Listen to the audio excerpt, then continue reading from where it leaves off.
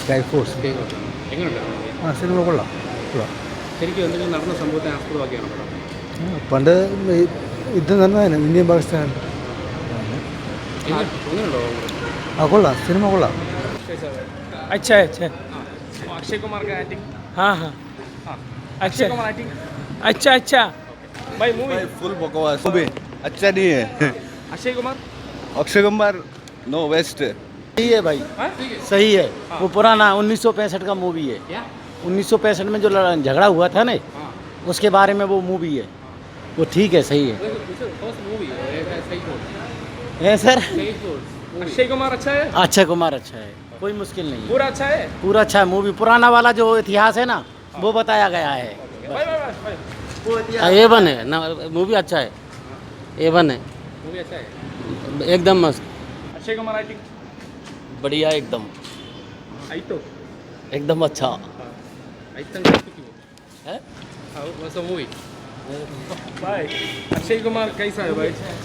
अच्छा है, एकदम अच्छा एक्टिंग किया. एक्टिंग कैसा मूवी? अच्छा है भाई. भाई मूवी कैसा है भाई? मूवी अच्छा है. वो फैमिली स्टोरी है. फैमिली, वो तो इंडिया के है. एक इल्लम में आई तो गलती की भाई. कैसा मूवी? अच्छा है movie sir. About the acting, direction. नहीं देखो भाई, इतना नॉलेज नहीं मुझे उसके बारे भाई में. अच्छी नहीं है भाई. वो नहीं, अच्छी अच्छा नहीं है. अच्छा है. बेस्ट. वो लास्ट वाला सीन है ना उसका. സിനിമ എനിക്ക് ഇഷ്ടപ്പെട്ടു. ഇങ്ങനത്തെ സിനിമകളൊരു പ്രശ്നമെന്ന് ഞാൻ പറയുന്നില്ല. കാരണം ഒരു ടെംപ്ലേറ്റിൽ മാത്രമേ അവരെടുക്കാൻ പറ്റുള്ളൂ ഇങ്ങനത്തെ സിനിമകൾ. പ്രത്യേകിച്ച് അത് നടന്ന സംഭവത്തിനെ ബേസ് ചെയ്ത് അതിനൊരു ഫിക്ഷണലൈസ് ചെയ്തൊരു സിനിമയുടെ രൂപത്തിലാക്കി എടുക്കുമ്പോഴത്തേക്കും, കാരണം നമുക്ക് ഇതാണെങ്കിൽ നമുക്ക് ഇങ്ങനെ സംഭവിക്കാൻ പാടുള്ളൂ എന്നുള്ളൊരിതുണ്ട്. അപ്പം അതിൽ പരമാവധി ഒരു നല്ല രീതിയിൽ അവരെടുത്തിട്ടുണ്ട്. കാരണം ഇങ്ങനത്തെ സിനിമകളെന്ന് ഞാൻ ഉദ്ദേശിക്കുന്നത് ഇങ്ങനെ ഇന്ത്യ പാകിസ്ഥാനായിട്ടുള്ള ഒരു റിഫ്റ്റിൽ സംഭവിക്കുന്ന കുറച്ച് കാര്യങ്ങൾ, അറ്റാക്കിനെ കുറിച്ചുള്ള സംഭവിക്കുന്ന കാര്യങ്ങൾ വരുമ്പോഴത്തേക്കും പ്രധാനമായിട്ട് ഞാൻ ഇതിനു മുമ്പേ കണ്ടിട്ടുള്ള ഒരു പ്രശ്നം എന്താണെന്ന് വെച്ച് കഴിഞ്ഞാൽ ഈ അതിനാടകീയത കുത്തിക്കയറ്റും. അതായത് ഇപ്പം അവരുടെ ഫാമിലി, ശരിയാണ്, നമ്മളിപ്പം രാജ്യത്തിന് വേണ്ടി ഇപ്പോൾ സോൾജേഴ്സായിട്ട് നിൽക്കുന്ന അവരുടെ ഫാമിലി, ഇതൊക്കെ നോക്കുമ്പോഴത്തേക്കും അത് പക്ഷേ സിനിമയിലേക്ക് വരുമ്പോഴത്തേക്കും അത് വല്ലാത്ത രീതിയിൽ കൊണ്ടുപോകും. അതെനിക്കൊരു നെഗറ്റീവായിട്ട് തോന്നിയിട്ടുണ്ട്. എസ്പെഷ്യലി ഇപ്പോൾ കഴിഞ്ഞ വർഷം ഇതേ സമയം ഇറങ്ങിയ ഋത്തിക് റോഷൻ്റെ സിനിമ. ആ സിനിമയ്ക്കകത്തുള്ളൊരു എനിക്ക് നെഗറ്റീവായിട്ട് തോന്നിയത് അതിനാടകീയതയാണ്. പക്ഷേ ഇത് അത്രയും ആ ഒരു എക്സ്റ്റെൻറ്റിലേക്ക് ഈ ഒരു സിനിമ പോകുന്നില്ല. ഫസ്റ്റ് ഹാഫ് വേറെ ഒന്നും കാണിക്കുന്നില്ല. പ്യുവർലി അവർ അറ്റാക്ക് നടന്ന ഒരു സംഭവത്തിന് മാത്രമാണ് അവർ കാണിക്കുന്നത്.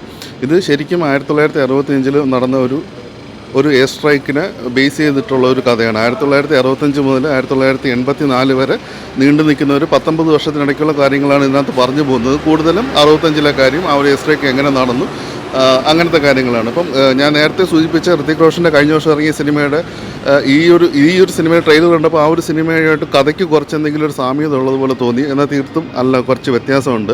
കുറച്ചെന്നല്ല, രണ്ടും തമ്മിൽ യാതൊരു വ്യത്യാസമില്ല. അത് പ്യുവർലി ഒരു ഫിക്ഷണലായിട്ടുള്ളൊരു സംഭവമാണെങ്കിൽ ഇതൊരു യഥാർത്ഥ സംഭവത്തിനെ എടുത്തിട്ട് കുറച്ചുകൂടെയൊക്കെ ഒന്ന് ഫിക്ഷണലൈസ് ചെയ്ത് എടുത്തു എന്നുള്ളതാണ്.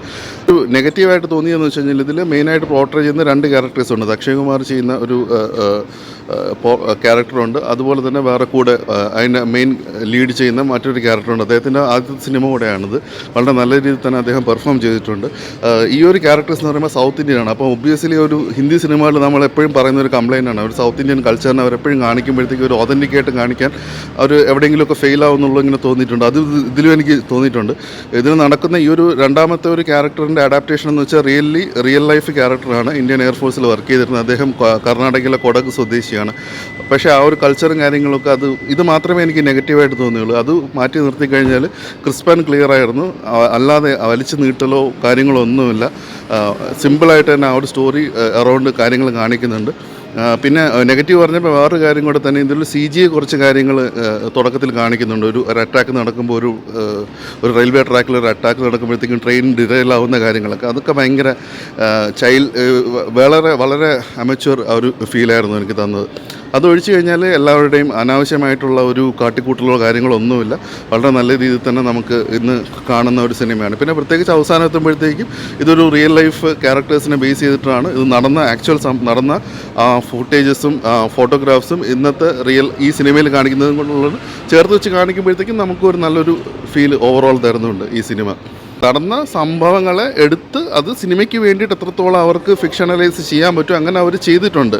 പക്ഷേ ഇത് ഒരു ഓവർ ദ ടോപ്പോ അതിനാടകീയതയിലേക്കോ വെറും കരച്ചിലും പിടിച്ചിലും ആയിക്കോ മാത്രമായിട്ട് പോകുന്നില്ല. ഇത് വളരെ മികച്ച ഒരു സിനിമ അനുഭവം തന്നെയാണ് എനിക്ക് ഇതിൽ നിന്ന് കിട്ടിയത്.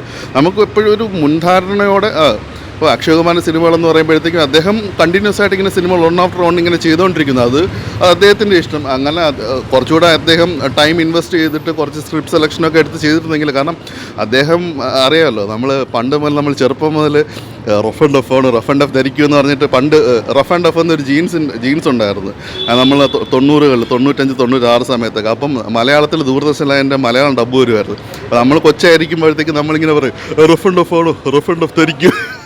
മീൻസ് ആ ഒരു സമയം മുതൽ നമ്മൾ അക്ഷയ് കുമാറിനൊക്കെ കാണുന്നതാണ്. അപ്പോൾ നമ്മളിപ്പം പെട്ടെന്ന് കുറച്ച് പേര് വന്നിട്ട് ഓൺലൈനിൽ കുറച്ച് ട്രോൾസ് ഉണ്ടാക്കിയെന്ന് പറഞ്ഞുകൊണ്ട് ഞാനിങ്ങനെ ലെഗസി പറയുന്നതല്ല, ഒരു അമ്മാവൻ വൈബ് ഇതും പിടിക്കുന്നതുമല്ല. പക്ഷേ നമ്മളിങ്ങനെ കണ്ടുവരുന്നതാണ്. അദ്ദേഹത്തിൻ്റെ മോശം സിനിമകളെന്ന് തന്നെ പറയും, നല്ല സിനിമകളെന്ന് പറയും. ഈ സിനിമയ്ക്ക് വേണ്ടിയിട്ട് ക്യാരക്ടറിന് വേണ്ടിയിട്ട് എന്തതാണ് അത് അദ്ദേഹം പിടിച്ച് ചെയ്യുന്നുണ്ട്. പിന്നെ അദ്ദേഹത്തിൻ്റെ സ്ഥിരം മാനറിസം കാര്യങ്ങളൊക്കെ തന്നെയാണ്. അക്ഷയ് കുമാറിനെ തന്നെയാണ് ആ സ്ക്രീനിൽ കാണാൻ സാധിക്കുന്നത്.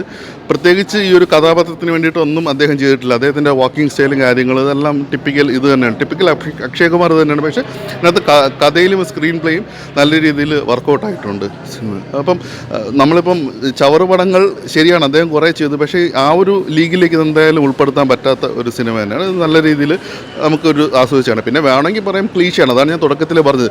ഇങ്ങനത്തെ സിനിമകൾ വരുമ്പോഴത്തേക്കും ആ ഒരു ടെംപ്ലേറ്റ് അല്ലാതെ വേറൊരു ടെംപ്ലേറ്റ് അവർക്ക്, അതായത് കാരണം ഇങ്ങനത്തെ കാര്യങ്ങൾ കാണിക്കുമ്പോഴത്തേക്ക് അവർക്ക് സ്വന്തം ഇഷ്ടപ്രകാരം നമുക്ക് ഒരു രാജ്യത്തിൻ്റെ ഒരു ഇത് കാണിക്കുമ്പോഴത്തേക്കും പരമാവധി അവർക്ക് എത്രത്തോളം കുറേ അതിർവരമ്പുകൾ തീർച്ചയായിട്ടും ഉണ്ടാകും. അതൊക്കെ വെച്ചിട്ടല്ലേ അവരിങ്ങനെ സിനിമകൾ എടുക്കാൻ പറ്റുള്ളൂ. അപ്പം ആ ഒരു ലിമിറ്റ് ഇതൊക്കെ നോക്കുമ്പോഴത്തേക്കും വളരെ നല്ല രീതിയിൽ തന്നെ വന്നിട്ടുണ്ട്. പിന്നെ ഈ ഒരു ആർമി അല്ലെങ്കിൽ ഇങ്ങനത്തെ ഒരു ബേസ് ആയിട്ടുള്ള ഒരു കഥകൾ പറയുമ്പോഴത്തേക്കും എപ്പോഴും നമ്മൾ പറയുന്നത് ഓർഡേഴ്സിന് വേണ്ടിയിട്ട് എപ്പോഴും വെയിറ്റ് ചെയ്യേണ്ടി വെക്കണം. അപ്പോൾ അത് ഈ ഒരു സിനിമയിൽ ആ ഒരു കാര്യം പരാമർശിച്ച് പോകുന്നുണ്ട്. കാരണം നമ്മൾ പീസ് ലവിങ് നേഷനാണ്, നമ്മളെപ്പോഴും അത് സർക്കാസ്റ്റിക്കലി തന്നെ ഇതിനകത്ത് പറഞ്ഞു പോകുന്നുണ്ട്. ഇപ്പം നമ്മളൊരു പീസ് ലവിങ് നേഷനാണ്, അപ്പം ഓർഡേഴ്സിന് വേണ്ടിയിട്ട് വെയിറ്റ് ചെയ്യേണ്ടി വരും. നമുക്ക് അങ്ങോട്ട് കയറി അടിക്കും. ഇപ്പോൾ ഈ അടുത്ത കാലത്തൊക്കെ നമ്മളിപ്പം ഗുസ്കെ മാരേങ്കെ എന്നൊക്കെ പറഞ്ഞിട്ടുള്ളൊരു വേർഡ് ഹിന്ദിയിൽ, അതായത് നമ്മൾ കടന്നു കയറി ആക്രമിക്കും. പക്ഷെ അന്ന് അങ്ങനത്തെ ഒരു ഇതില്ലായിരുന്നു. നമ്മൾ ഇങ്ങോട്ട് കിട്ടിക്കഴിഞ്ഞാൽ മാത്രമേ തിരിച്ച് അടിക്കുള്ളൂ എന്നുള്ളതൊരു ഇത്. അപ്പം ആ ഒരു അങ്ങനത്തെ കുറേ കാര്യങ്ങളൊക്കെ ഇതിനകത്ത് പറഞ്ഞു പോകുന്നുണ്ട്. പക്ഷേ നല്ല രീതിയിൽ തന്നെ എല്ലാവരും പെർഫോം ചെയ്തിട്ടുണ്ട്. കൂടുതലും ഇതിനകത്ത് വരുന്നത് ഈ അക്ഷയ് കുമാർ തന്നെയാണ്. തുടക്കം മുതൽ അവസാനം വരെ ആ ഒരു ക്യാരക്ടർ, ആ ഒരു അദ്ദേഹത്തിൻ്റെ ക്യാരക്ടറിലൂടെയാണ് ഈ സിനിമ ഇങ്ങനെ കഥ പറഞ്ഞു പോകുന്നത്. അപ്പോൾ റിയൽ ലൈഫ് ഇതും കൂടെയാണ്. അപ്പോൾ എല്ലാം കൂടെ എടുത്ത് നോക്കുമ്പോഴത്തേക്കും ഒരു നല്ലൊരു തിയേറ്ററിക്കൽ എക്സ്പീരിയൻസ് തന്നെയാണ് എനിക്ക് സിനിമയിൽ നിന്ന് കിട്ടിയത്.